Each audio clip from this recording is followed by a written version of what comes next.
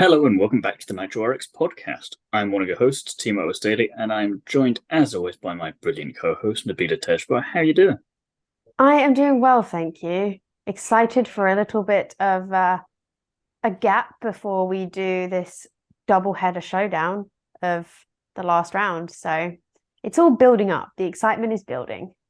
Definitely doing that, and ditto, I'm looking forward to it a lot as well. We get to go back to a track that was great, and it's a double header, and championship is still kind of wide open, and there's just so much to look forward to about it. But we're not here to preview any of that because we're back for another interview episode, because this time we have got rally photographer Qba Nitka on the podcast with us. And you may know him from Instagram with his awesome photography skills on there, and he's just been all over everything Nitro Rallycross this year, in particular, from testing to, well, Calgary, basically everything. And we thought, well, why not have a chat with him, didn't we? Yeah, absolutely. And I think, as we've always tried to do on this podcast, we like to give you different perspectives from different people around the paddock, and bringing in a photographer, if anyone has I was about to say aspiring aspirations, that's the same word. So anyone has aspirations to become a photographer within the world of motorsport, like maybe this is that kind of episode for you to give you that little nudge that you need. No, definitely. I think we should just get straight into the conversation, don't you? Absolutely.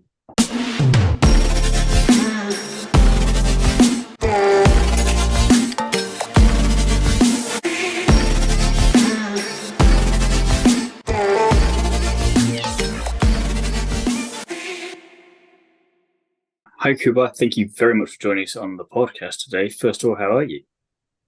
Hello, guys. I'm okay. I'm just booked my flight ticket to LA for the Nitro final, so everything is going well, and I can wait for the final. Yeah, it looks set Yeah, up to be a perfect finale there, doesn't it? yeah. A lot of drivers can be champion, not only Robin Larsson. So it's double race for this moment. So will be interesting who will be the champion this year. No, very much so. But I'm going to take it all the way back to the very beginning with you and ask you what first got you into motorsport? Well, it's 15. This is like 15 years ago. My brother was racing rallycross in Poland, and I was doing karting stuff. So the economic situation was not so good, and my father gave me a camera, so I was starting taking photos of him. The funny thing is that it was the beginning of websites. You know, there was no social media, but we were starting with the website. So I was in the school doing project about websites, and I create website for that. And actually, it was the beginning of the story. Then I met another from European Championship, and we create together website about Euro Rallycross. Yeah, and then actually after 6 years, I moved to America for the first ever rallycross race in America. I bought my tickets without any contract, so I went there. Yeah, I was doing photos, and it was again another story. It was the beginning of Instagram. So I post photo with jumping Ken Block, and I shared his name on my Instagram. And then after like 2 hours, I started with like 100 followers, and then after 4 hours, I get like 5,000 Whoa. from Ken. And then actually after a week later, I got contact from Ford Racing, Ford Performance. If I want to, they asked me if I can take photos for them in America. So it was the story, the beginning of the story. So if you are talking now about Ken, he helped me also to be a professional photographer. So then after this season, 2012, I was starting working for our Andreas Eriksson and Osberg's MSC. So it's another story, because yeah, we create on these times social media was something new for motorsport and for rallycross.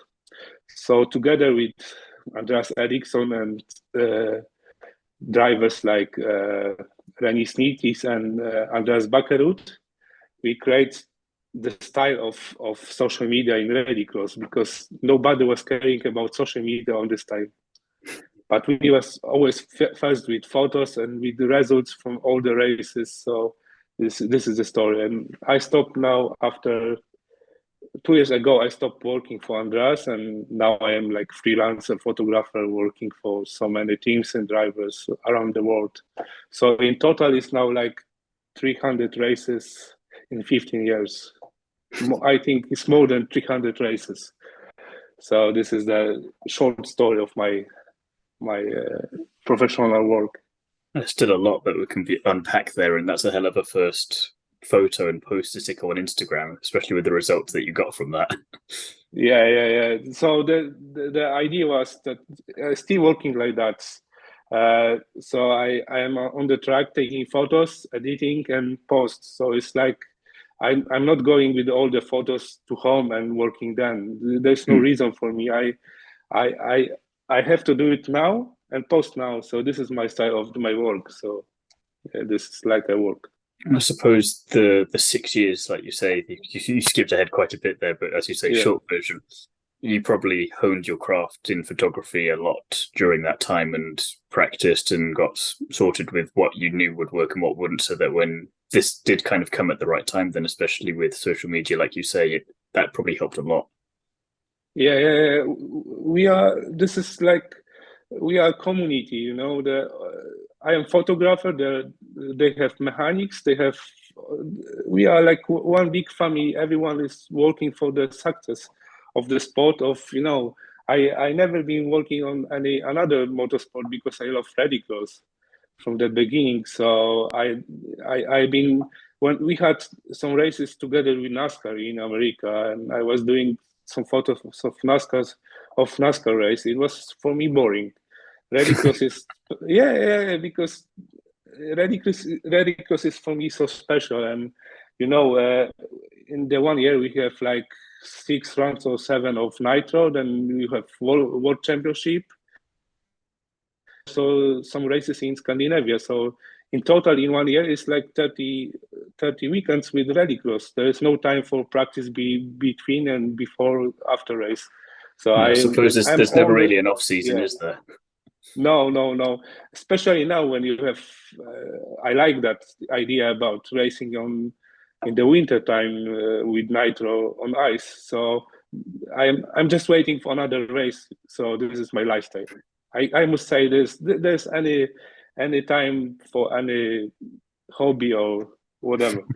Yeah, you're kind of like living that. your hobby, hey? Yeah. I live in a dream. It's sometimes it's not easy.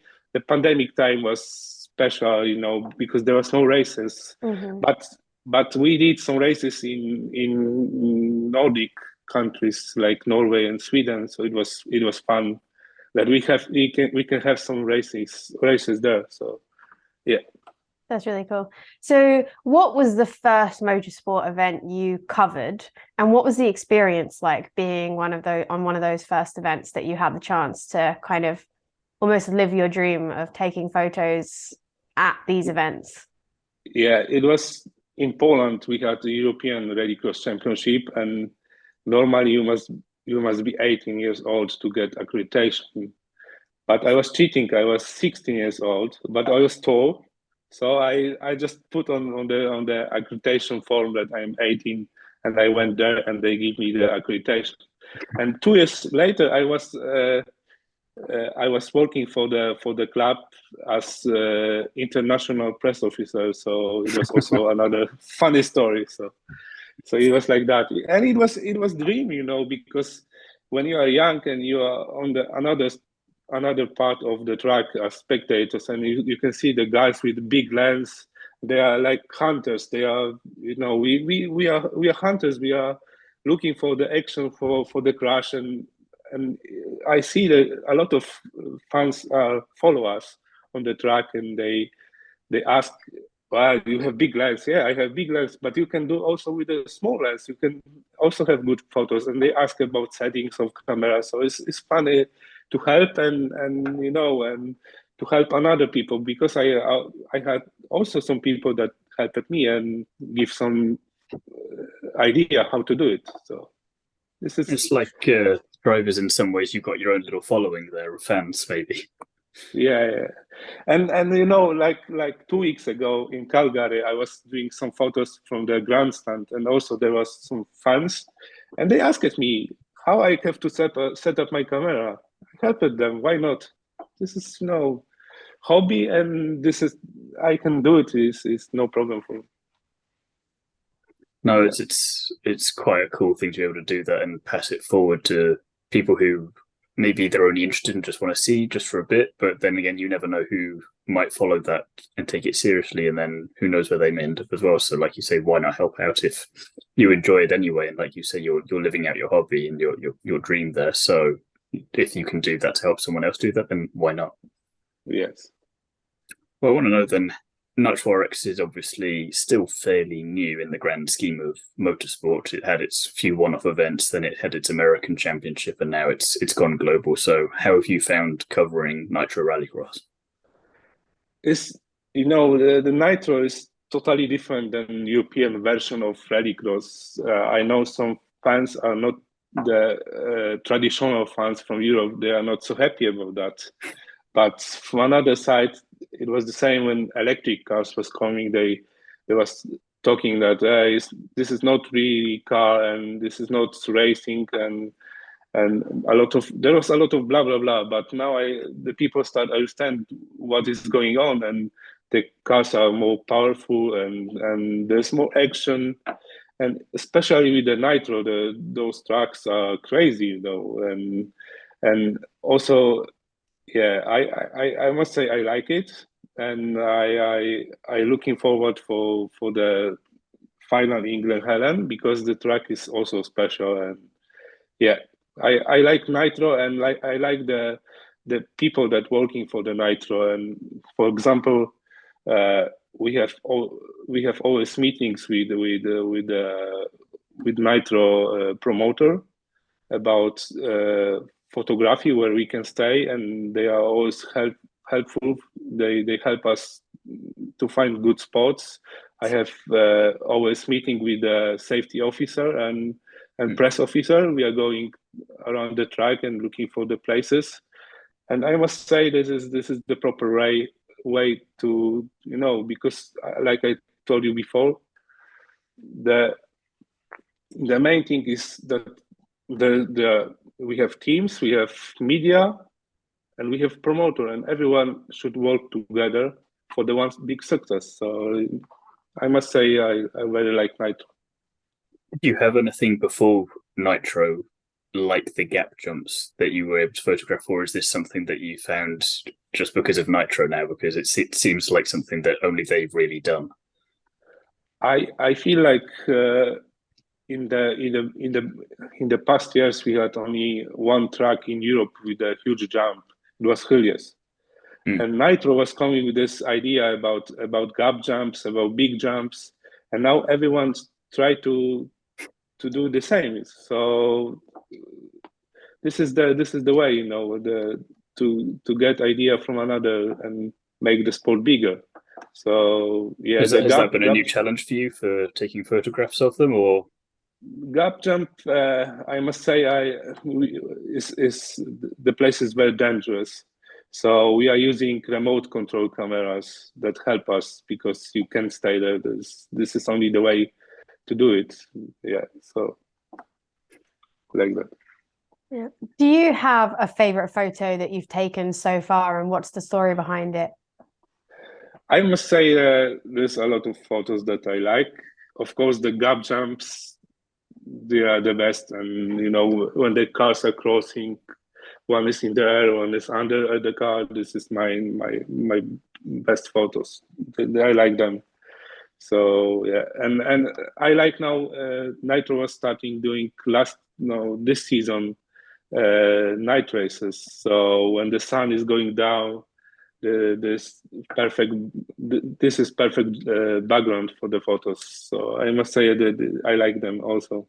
Yeah. In Phoenix, we had the first time the race under the light, and yeah, this is I must say this is my favorite photo.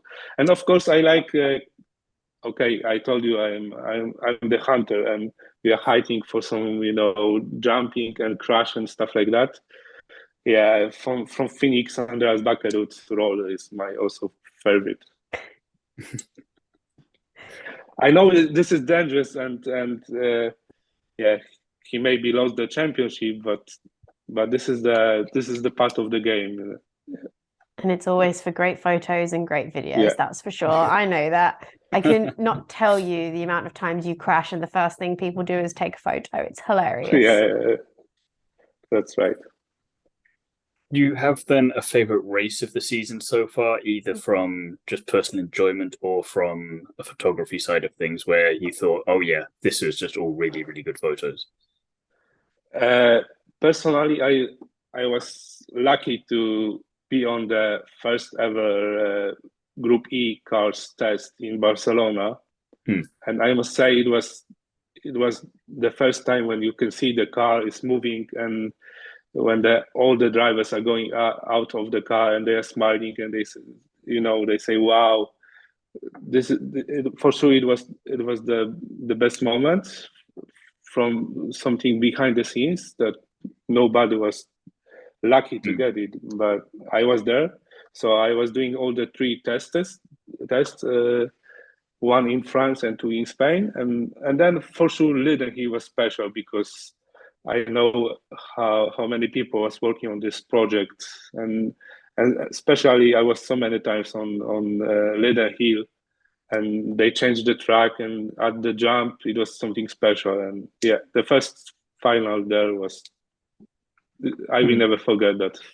And of course then Phoenix track is special because there's jump here, so you must be focused on all the sides. And last time in Calgary was also nice. I know a lot of stuff behind the scenes that it was hot.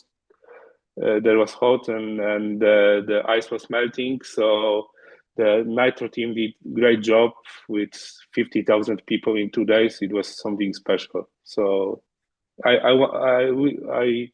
like this. Canada is nice and nice country, and there's a lot of motorsports fans. So I hope they will be back to Calgary and Clarivia. Does that 50,000 fans in Calgary make that memory for you of being at pre-season testing that bit more special as well then? Because like you say, you got to see something that no one else was really getting to see at that point, and it was still a bit of especially that there was drivers that the names was not out. Jason Button was testing, and the news was not out yet that he will test. And you're taking photos of that, but you can't publish that. So this is also special, to work together with the teams that they trust you, and this is also special. It's secret is secret. Yeah, something like that. Yeah, but Calgary was also nice. Again, it's a nice reflection of you go from this thing that nobody knows about and you're not allowed to know about to so many people seeing this and this product of all the hard work. Yeah, and everyone I was surprising about how many fans is there. 25,000, and the queue to the tickets was like 2 kilometers. Like a snake on the parking lot. So it was big. Yeah. What has been the most challenging this year for you with regards to photography with Nitro RX? Like, has there been any races that you've not quite been able to get the shot you want? Like, I know obviously in Calgary it was very, very cold. Did that impact anything in any way? Yeah, Calgary and Trois-Rivières, I must say it was minus 15 and the finger is not working well. So, and then snowbanks, and ice on the track, you can't cross where you want. and you don't know what is under the snow, and maybe there's water or something like that. Yeah, snow is tricky, and snow and ice is tricky. Yeah. I have a question that I love to ask people just because I'm curious. If you could race in any rally in any car, which would you choose and why? I know you don't come from a racing background per se in photography, but maybe we can switch it up actually. If you could photograph any rally and photograph any rally car, what's that going to be? You can do both if you wish. Not easy question. uh, I will see Group E cars maybe in Las Vegas. I want to see Nitro Rallycross in the center of the city, or in London somewhere. That will be something special with the like in Calgary we had the downtown in the background. It was also nice. And some years ago we had the race in Las Vegas under the lights. Close to the strip, so it was also nice. But yeah, something like that. But I will also take a Group E car and race, so no problem. No, that would be quite fun actually. I've got to say now that you've said that, and there's no reason why not with the electric racing for it. So if it happens, you heard it here first, is what I'm going to say there. Yeah, but I must say, people, like I told you before, there was a lot of people. I'm also going to take photos from the grandstand, and people start to understand why those cars are racing, why they are electric, and they don't hate that. Like before, in the beginning of the season, people was talking that this is rubbish and blah blah blah. Now the people, they start enjoy that, and we must educate people about that. Why the cars are electric. This is the main thing. I feel like that we have to educate people. Yeah, I think once it's established that you'll get close racing and the format works, then I don't think people really care too much about what engine there is, if it's petrol, if it's electric, or who's driving, who's behind the wheel. As long as you get good racing action and you can see it, then that's all they care about at the end of the day, I think. Yeah, and the last races showed that they are powerful, they are jumping high, and this is the way. Yeah. And so, potentially mean question to finish things off with then, as we take it back to what we were saying about at the top of this episode. Who do you think will win the Nitro RX Championship this year? If we have double race, I heard that it will be double. So there's still a lot of points, and Robin is the machine this year, but Ericsson brothers, they wake up last two races, so they are there. And of course, Jamaican King is there. There's a lot of names that can change everything in the final race. Yeah, I hope there will be no snow like today. I checked the weather. There was snow in California, so yeah. But so hopefully by mid-March, maybe not. yeah, but Robin is the champion of the season so far, so will be more easy for him than for another drivers. Are you, as a photographer, allowed to have a favorite driver? And if you do, who do you want to win this season? I will say I can say that. Yeah, I did wonder. You pushed him too far, Nabila. Yeah, I like all the drivers, and I sharing for the all. Yeah. To be fair, it's a very tight field, and there's a lot of great drivers in there. So it would. Yeah, and how many winners we had this year? So exactly 5, 6 already. Yeah, so it will be interesting to see and take a photo of the final podium. Right, I am praying for another winner just for the varied approach of the year. Do you know what I mean? Like, you're still hanging on to Chris Meek, aren't you? Oh, I am. Yeah, Chris Meek is so nice guy. Yeah. He's so quick. So, and his jumps in Calgary was totally crazy. So he's pushing so hard, and Excite team is the guys was so happy about him in Calgary, and Ollie Bennett was also good. So step by step we are going that the cars are so close, so will be huge race. If we can take an Extreme E situation from last year and have two different winners maybe, but the rest of the podium is familiar faces, then I think we'll all be very happy with that. Yeah, it'll be interesting.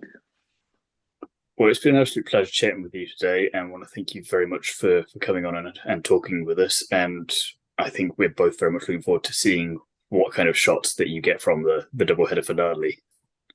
Yeah, that will be. I can wait for that. So like I told you in the beginning, I just booked my ticket and everything is ready. Yeah, It's going to be exciting. I'm also ready. Yeah.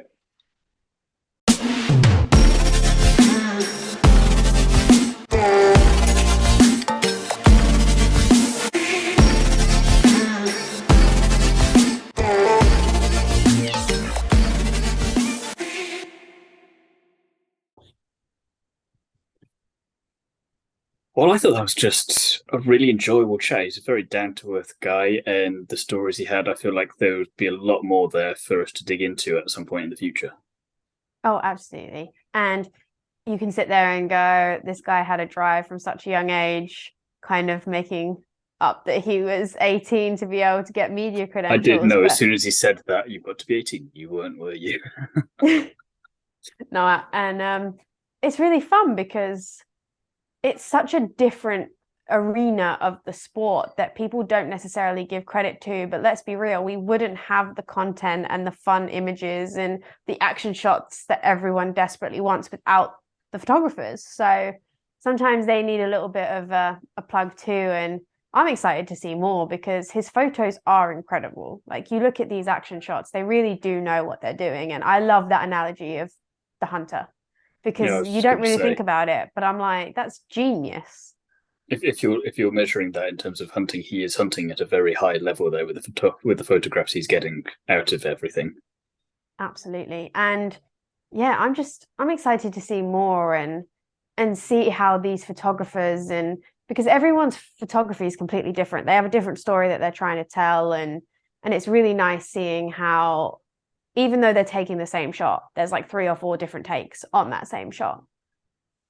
And something as well I wish I'd asked him was that I wonder if there's any kind of behind the scenes shots that he's got of anywhere, because I mean we talked to Qba Tommy of the antics he gets up to there, and you see some of the drivers maybe between races over the course of a weekend, if he's got any of those kind of shots anywhere of just them just chilling out or having a laugh or this kind of thing, or that kind of stuff that you see maybe 10-20 years from now when everyone's looking back and reminiscing. Yeah, I think that would be really cool. And yeah, you kind of always get those professional shots and things for like people's social feeds and that. Like, it would be, you're right, really cool to see that kind of laid back, down to earth. And what's his favorite kind of shots to take? Like, obviously the action ones are cool, but you get to see these drivers in a completely unique position compared to other people, because you get access to that paddock that people don't have. They're sort of in that service area, waiting around, taking pictures of stuff going on inside. Like, yeah, that would be cool. But that is all we've got time for on this episode today. And we want to thank Qba for coming onto this episode and chatting with us. It was a lot of fun, and we hope to get him back on at some point in the future. In the meantime, however, we will be back with possibly a preview episode for the doubleheader finale, because it warrants such attention. So keep your eyes and ears peeled for that. As for Nabila and I, all the details of where you can find us will be in the description for this episode, so do go and check that out there. And unless you've got anything else, Nabila? I think that's it from me. That's it from you. So thank you very much for listening, and we'll be back soon.